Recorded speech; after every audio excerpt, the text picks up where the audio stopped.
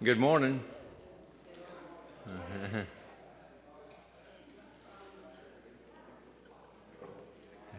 it's good to see you.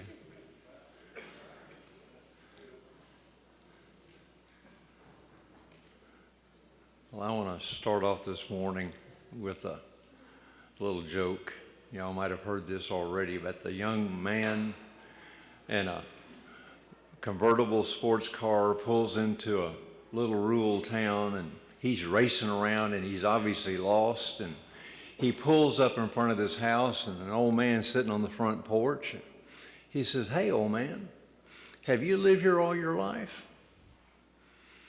The old man kind of looks down, looks around, and slowly gets up and walks to the edge of the porch. And this whole time, this young whippersnapper is just antsy for him to respond. So he kind of looks up in the sky and looks at the young man and says, "Not yet." You know, and so we have to remind ourselves, no matter what your age is, okay, it ain't over with yet, okay. We're not going to go there, Roy. But sometimes we live our life in neutral, and we're just kind of tossed along, okay. But we need to be reminded that God gives us the opportunity of each day, and we need to take full advantage of the opportunities that God provides for us. And that's just kind of a reminder that we haven't lived here our whole life yet. Okay, so let's live today, and let's live tomorrow for all it has. That's right. Comment was, if you live long enough, you're going to get in neutral, okay? As we finish 1 Corinthians chapter 10 and we get into 11, we're seeing that Paul's finally kind of closing the door on the issues having to do with pride and the issues of following up and the issues of dissent, because we've seen an awful lot of that in the congregation. And I'm going to start off by reading just the last verse of chapter 10, the first verse of chapter 11.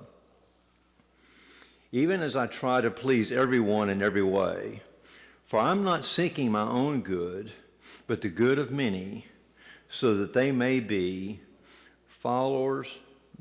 saved. Follow my example, as I know I follow the example of Christ." Right? So that's the point that Paul's been trying to drive home to these people, that you're not going to get along, you're not going to agree on everything. You're going to have to compromise. You're going to have to give. You're going to have to look after your weaker brother. You're not going to have to focus on the minors' issues and therefore let the bigger issues come up against you. And sometimes you're going to have to do things as an example to others. And that's kind of where he finds himself as he's rounding chapter 10 and he's getting into chapter 11.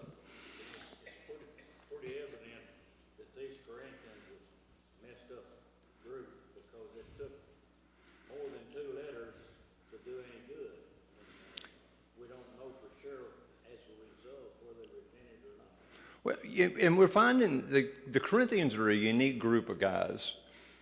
I mean, picture that Corinth is 5,000 miles away from Rome, but it's 45 miles away from Athens. And so therefore, they have got strong Greek influence. We're now in AD 55. Socrates and all these philosophers took place 400 years ago. So therefore, Athens has been a seed of education and philosophy and thoughts and ideas now for 500 years. And their writings were well known and well recognized. And you can see that was part of the reasons why a lot of the Corinthians picked on Paul in kind of his crude writing style, because they were accustomed to a more fluent writing style than the direct approach that Paul did in his letters. as we get into chapter 11, we get into this issue having to do with worship, hair length, and coverings. But that's only really pointed out here in Corinth. It's not brought up in other relationships and other worships that are taking place. And what we're finding is that the Corinth custom was that the women had head coverings. And what he's focusing on here in chapter 11 is a woman that was given to prophecy. So he's specifically addressing the women in the congregation that are prophesying. Now, how would a woman prophesy in the first century church?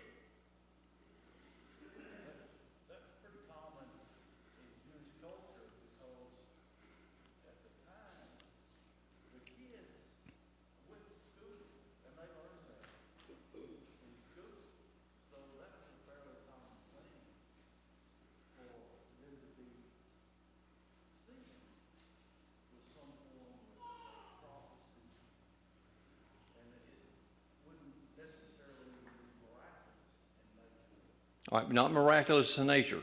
Let's think about the first century church. I mean, we're talking about Paul and the other apostles that are taking the word out to the world. What is one of the things that the apostles had the ability to do that was not common to man? All right, they had spiritual gifts, right? And they had the spiritual gifts, and they could pass on that spiritual gift to someone else. And that someone else, when they died out, it died out.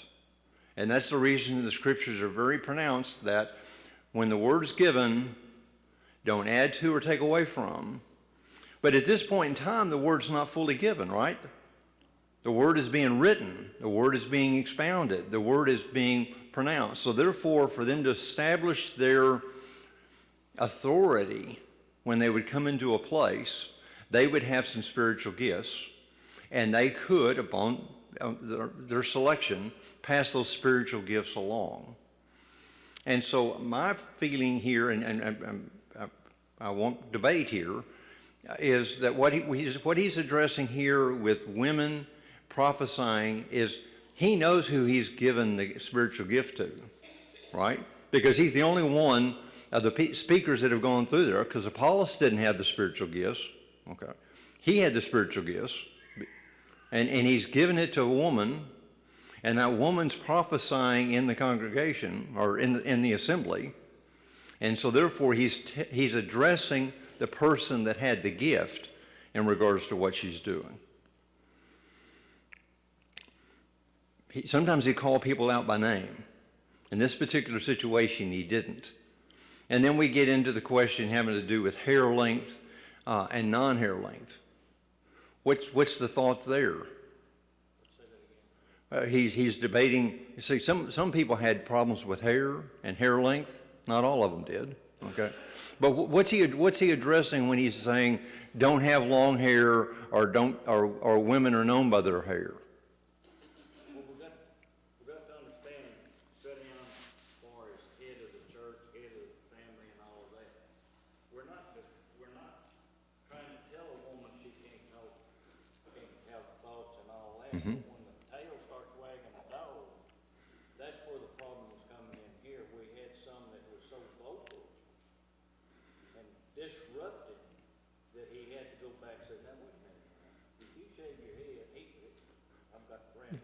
Oh, but what he's addressing in 1 Corinthians is more of the action than the structure. And we're going to pick up and we're going to read Ephesians here in just a second, where he's dealing more with the structure and less with the action. Wendy. I don't think I have a clear picture of what prophesying message looks like. Like, what exactly are they saying when women are prophesying? Are people speaking without? Are they creating a crowd? I don't think I have a clear picture. I don't know. That's just something we probably need to study, because every time I hear the word prophesying, I think of prophecy. Okay. And there may be situations where somebody could prophesy, without there being a prophecy. But I have a hard time differentiating between the two, but maybe that'd be a study for another day. But In the root word, though, just real quickly, a foretelling, not for future, but just telling forth. It's the idea is there. okay. Teaching out loud. Okay. All right. Steve's comment was foretelling, not forthtelling. So you're speaking up and you're in a teaching role, but you may not be actually prophesying about some future event, like who's going to win the Cowboy game this afternoon, or something that lies ahead of where you are right now. Mike? We are misinformed about prophesying. Mm-hmm. What Steve is saying is true. Prophesying, there is an element of foretelling, if you plainly read the book of Amos. However, most prophesying, if you read all the prophets, most of it is foretelling. What that means is you have insight from God into things that are currently going on right now. So, what would prophesying look like? First of all, he says praying and prophesying. Yes. These women were praying and prophesying like men. He doesn't tell them to stop doing that. Yeah. He says you need to do it in an appropriate way. It would be like on Sunday nights, our custom in this church is, there are lots of women who prophesy in this sense. They bring forth a word or insight based on the text. You know, when I ask questions, Mm-hmm. speak of it, that's appropriate. Yeah. His problem here is that their culture, when a woman didn't have a proper head covering, which was either their hair clean or not covering it with some kind of external covering, in their culture, that was a sign of a loose, immoral woman. He says she's going to do that, she's the same as one who's shaved. That was a loose woman. Basically, he's saying, so to put it in our culture,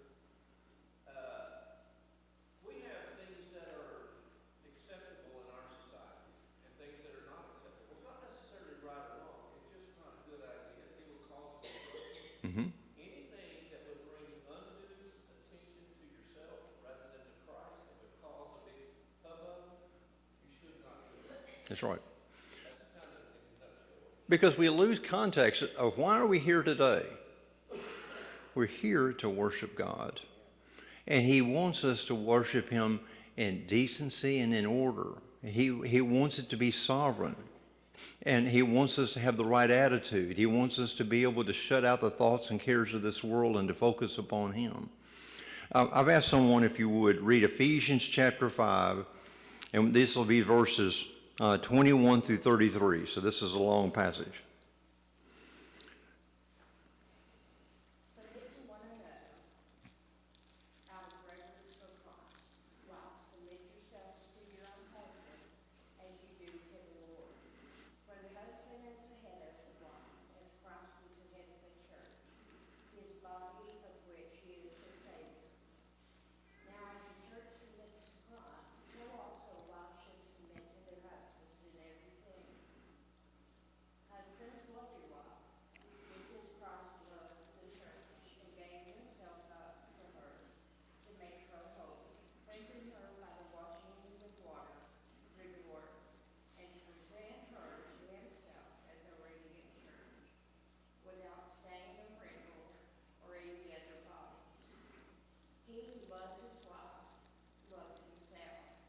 After all, no one ever hated their own body, but they feed and care for their body, just as Christ does the church.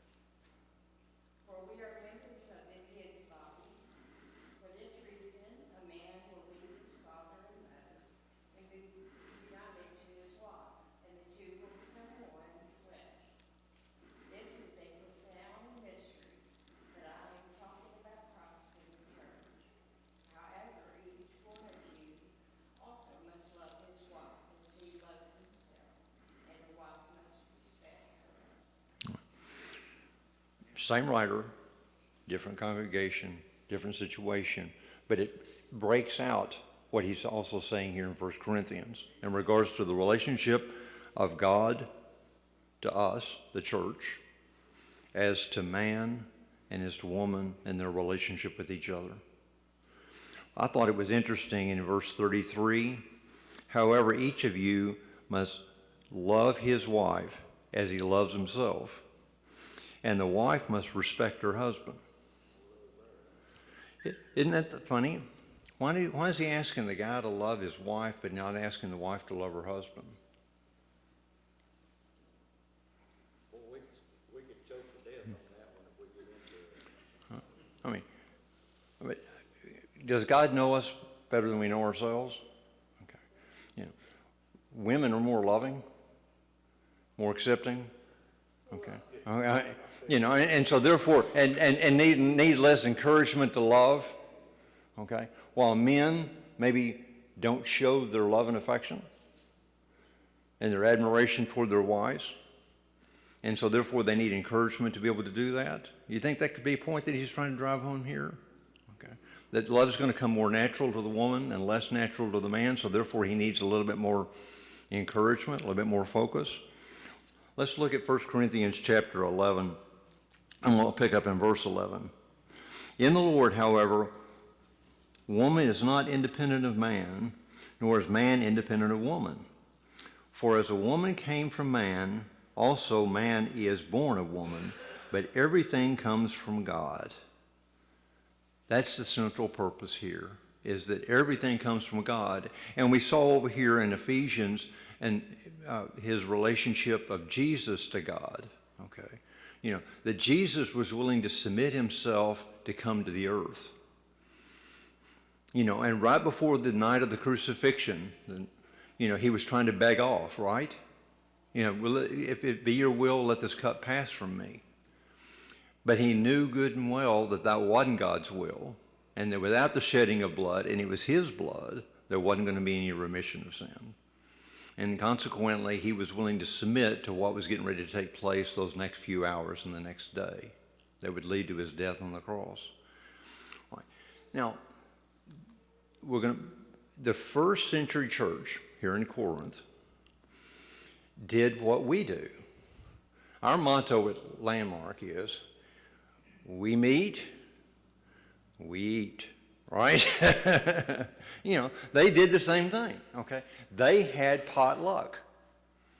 And they would bring their common meals together, and they would enjoy the meal before the worship. What he's driving home in chapter 11 is some of these guys ate up all the food. They didn't wait for the guys that were coming in a little bit late. And so consequently, some of the guys that were workers that had didn't get off the clock until later, didn't arrive until everybody else had already arrived. And while those that may have not been working on the clock, you know, might have gotten there a little bit earlier or had a larger display of food, what were they doing? They were eating it all up, okay? Fire department or military, okay? I mean, first come, first serve, every man for himself. And what he's saying is, no, come on, guys. You know, and he goes back to this running controversy that we've seen in Corinth all this time already, right? Just bickering and fighting over nonsensical stuff. And here they are, they're coming together for a common meal, but it's not common to the latecomers. It's not common to those that didn't get there first. And how's he addressing that issue?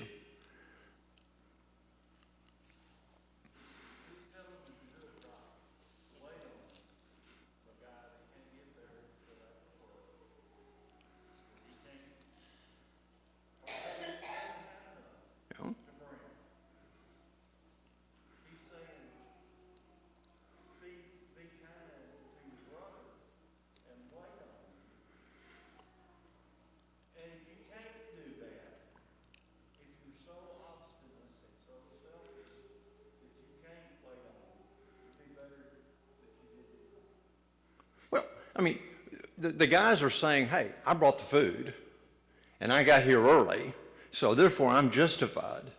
And his response to him is, come on, you've got homes in which to be able to eat and drink.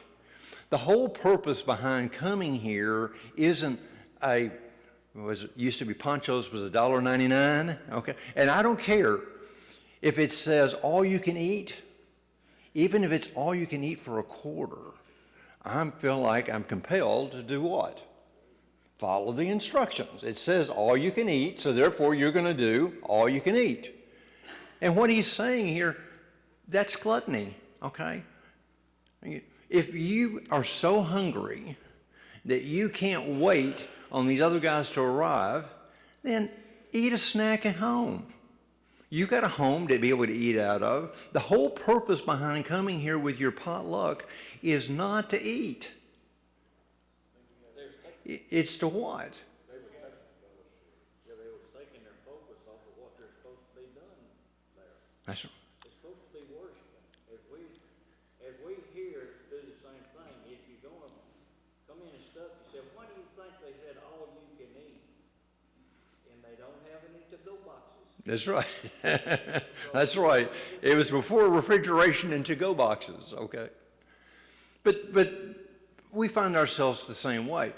Our purpose behind coming here and sharing in food is not to fill our stomachs. It's to fill our relationship by getting to know each other better because you're sharing a common meal together. And so therefore you're losing the purpose and the direction behind the whole intent. I know they had a problem sharing a meal because we just got this studying. What if they had a problem with the cleanup? Oh, I'm sure they did. Okay, the question is, if they had problem with the meal, did they have problem with the cleanup? They've always had problem with the cleanup. Nobody wants to be the servant. What was one of the last acts that Jesus did with his apostles? Wash their feet. Isn't that interesting? You know, because they had come to a common room, so therefore there wasn't a host. It was a rented room. And normally a host would be responsible for receiving his guests and washing their feet. But since this was a common room that was just rented for the night, there wasn't a host. And so they all sat around the table, leaning against the next person's dirty feet.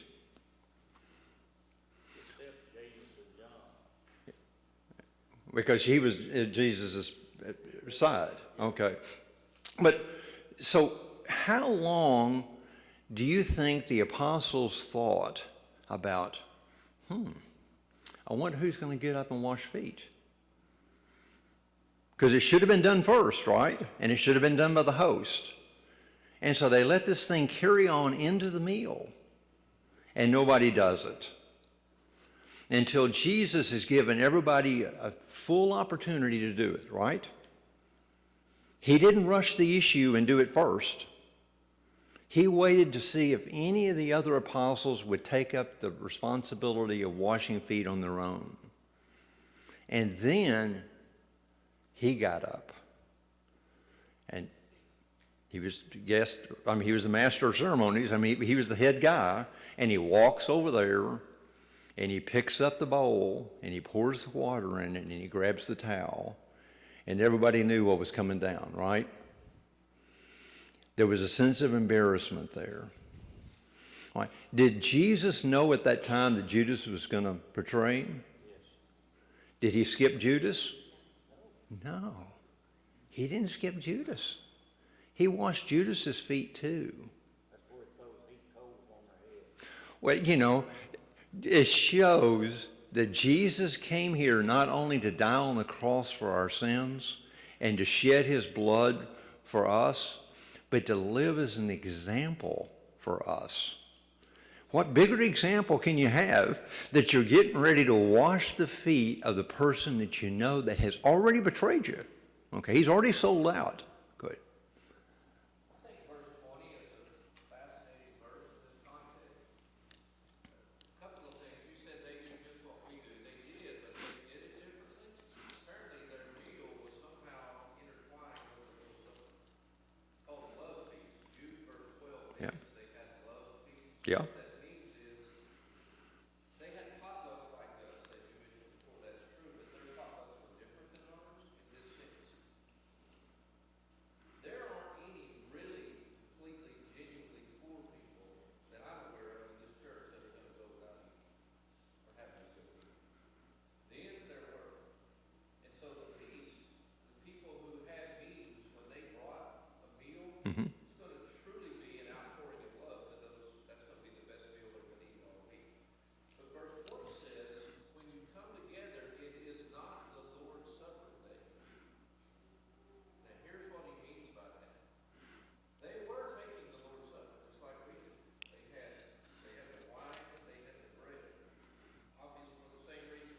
Yeah. But he says the way to doing it, it's not the Lord's Supper. Yeah, you were going through the motions, you were taking the elements, but it wasn't the Lord's Supper because your attitudes were wrong. You had this attitude of self-centeredness, selfishness, and you weren't waiting for one another and all that. That's an important principle. We sometimes can get so focused on, okay, we did the right forms, but what is our attitude like? If our attitude is not right, God doesn't accept it. We need to be real careful. We look on the outward appearance, God looks upon the heart. We look upon the actions, God looks upon the attitude. Ken? It's a tough thing for us because when we have a meal, there are times when we look at the room and go, oh, look who showed up for this. And I'm not sure that attitude's much different than the one that Paul's trying to address here. It's, you know, we do things for community, but there are times where it's, we fall into that judgmental attitude towards other people because we think they're coming for a motive not purely for God. And that's our problem more than theirs. Yeah. Well, let's go back and look at Acts. Mike, if you would read Acts chapter 2, and we're going to be reading verses 42 through 47, where we start seeing this establishment of what's going on in the first century church. They devoted themselves to the apostles' teaching and to fellowship, to the breaking of bread and to prayer. Everyone was filled with awe at the many wonders and signs performed by the apostles. All the believers were together and had everything in common. They sold property and possessions to give to anyone who had need. Every day they continued to meet together in the temple courts. They broke bread in their homes and ate together with glad and sincere hearts, praising God and enjoying the favor of all the people. And the Lord added to their number daily those who were saved. Okay, in Acts chapter 20 and verse 7, it says, on the first day of the week, they came together to break bread. Paul spoke to the people, and because he intended to leave the next day, he kept talking until midnight. So we always encourage when we have guest speakers that they're the speaker of the hour, not for an hour. Okay, we have a real low tolerance in regards to how long we're going to listen to somebody speak. And how long was Paul speaking? He spoke till midnight, and we don't know sure exactly what time this started. But you see other accounts where people fell asleep and the young boy fell out of the window. Okay, so that sometimes happens when their focus was hearing God's word. Now, they oftentimes would meet outside the temple or some other places, but most of the first century churches were fairly small in nature and would meet in the homes. And therefore, they would meet around the kitchen table. And that's the reason that we sometimes refer to as remembering the Lord's Supper as the communion, because we're communing together. It's another point that we made last week. When you're sharing a worship service with someone that is not a believer in the gospel of Christ, you're doing wrong, because you're giving them approval by your participation in their worship. And how oftentimes we turn a blind eye toward, well, they don't believe the way we do, but. Okay. When we're here together and we're worshiping God in spirit and in truth, and we're having communion, we're sharing that. Think about March of last year when we quit having worship services here and you were having your communion at home. We had the bread, we had the cup, we prayed, but was it the same? Why was it different? We didn't have the one around the plug-in to charge our battery. Okay? We weren't doing it as a community. We weren't doing it as a congregation. We weren't doing it together. And that is what brings us together. We have one Lord, one Savior, one sacrifice, one focus. That's what unifies us. We're all dispersed people. We come from different walks of life. We live in different parts of the county. We come with different backgrounds. That's good. Because what brings us together is God. What brings us together is Jesus and what he wants us to do.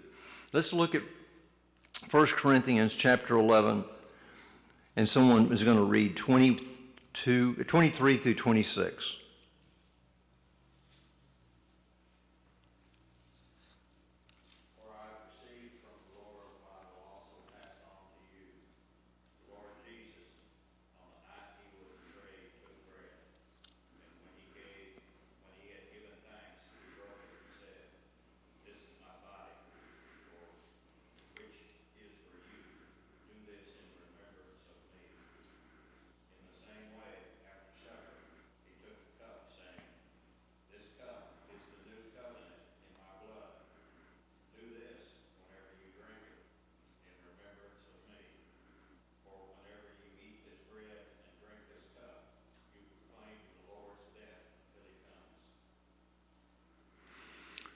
Mike made the comment a while ago that as they were coming together and as they were eating the meal, they were experiencing the Lord's Supper. And sometimes that got very, very confusing.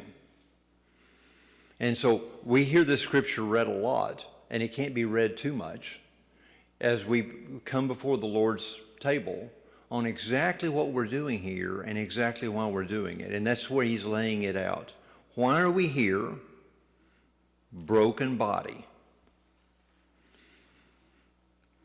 You know, we lose fact that Jesus didn't have to do that.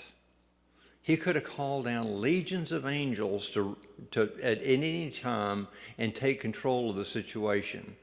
But he knew that he had to. He had to shed his blood for redemption for us. That is the whole purpose and thoughts behind the communion, is to remind us that he gave his all. And so what should we do on Monday and Tuesday and Wednesday and Thursday? Reciprocate. Give our all. He's not asking us to die for him. He's asking us to do what? To live for him, to live a daily life. I'm going to look at a couple of scriptures I'm going to pick up in verse 27. Therefore, whoever eats the bread or drinks the cup in an unworthy manner will be guilty of sinning against the body and the blood of the Lord. This is something that should not be taken lightly. We talked about actions, attitude, heart, and what he's saying here is what? You can take the action and do this action in an unworthy manner, and it's not going to be acceptable. We have discussed the unworthy manner and all that in many classes Mm-hmm. and all that. We as a people can't arrive at a consensus on what's right and what's wrong because, oh, that's okay, just let them do that. It's nothing but bread and wine. No, it's not. We need more reverence and throw a chewing gum away before we come in, if you will. Yeah. Yeah. But I don't think we have the reverence we should have. We don't.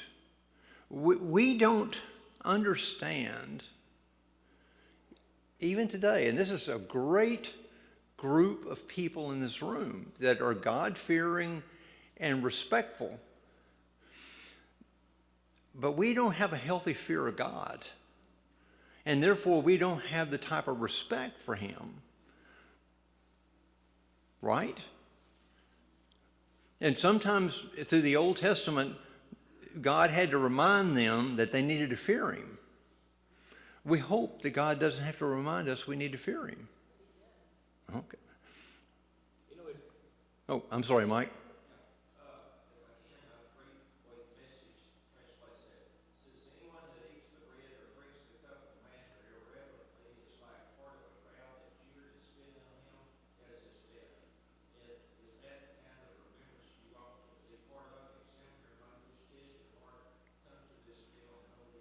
Whoa. Does that go right straight to the heart? Okay.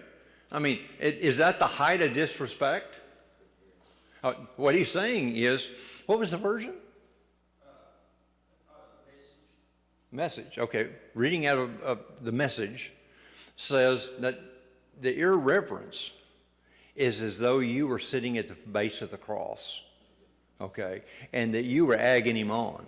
You were egging on the soldiers. Okay. You were participating in this, in the crucifixion. I mean, that's worse than being disrespectful, right? Right. So what he's trying to drive home here is your attitude means everything. Right? Why do we have a hard time with that?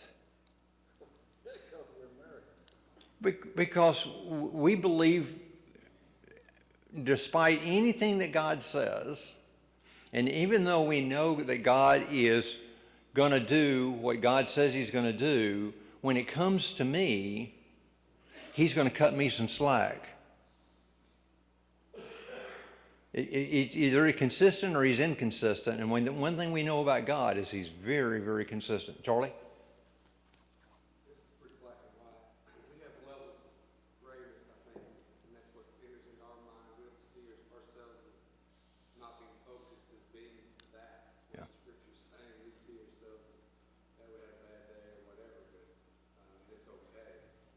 I think we see levels of grayness in there when God speaks in black and white. I think pretty good. Yeah, God's black and white. You know, we've had some criticism that have come to the elders in regards to how quickly we do communion, because when it was being passed out, it took you a while to pass it out. And so therefore, it allowed you a little bit more time to be able to focus on the bread and a little bit more time to focus on the cup. And I think that's well spoken, okay? That maybe perhaps we need to spread it a little bit, okay, just to be able to make sure that when we take of the Lord's communion, we're doing it in a manner that's what? Well-pleasing to God. That's the reason we worship. That's the reason we're here. It's not for our own personal gain. You know, when we leave here and we get in the car and we start our discussions with our spouse or a friend and say, well, what'd you think of the day's sermon? That's usually where we start off, right? Okay, because the first thing you're going to grill for lunch is the preacher, okay? And the second's going to be the Sunday school teacher, okay? Or the song leader, okay? We're always grilling things that we didn't like, okay? Versus when we get in the car and we're driving away to ask ourselves, is what I did today acceptable in God's sight? Did I bring honor to him? Did I bring glory to him? Because my purpose for being here is to do what? To worship him. And we sometimes lose focus on the fact of why we're here in the first place. And that's what he's trying to drive home. Hope I run into something study another day, and I did. When God destroyed the world, and the people in the flood, Mm-hmm. 8 people come out of there, and he tells them to replenish the earth. Okay, he destroyed the sin of the people before. What happened on the new regime that come through to restore? The devil's still very active. That's right. So he get, it's not a, maybe sound evil what I'm trying to say, but it's in thoughts in my mind. What benefit did we come of us destroying that old and starting new because we had the same result? That's right. Isn't that sad? The comment goes back to Noah. You know, God was so disappointed with what he saw on earth, it made him sick. I'm sure he is now too. And so he says, guess what? I'm going to do a do-over. That's what the flood was, right? It was a do-over. And what happened on the do-over? Same mankind, same sinful nature, what? Same result. Okay. It didn't take long after Noah and his 3 sons and their wives left the ark for them to be lots of sin in the world. And that's what we're experiencing today. We had the chance for the cross. That's right. Somebody asked me last week we talked about the destruction of the temple, Herod's temple in Jerusalem, on what is where Solomon's temple and Herod's temple used to be. What sits on that space today is a mosque, a Muslim mosque. Not a temple, a mosque. How did that happen?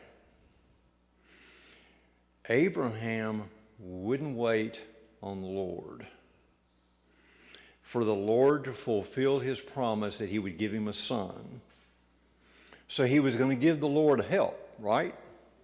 Hagar,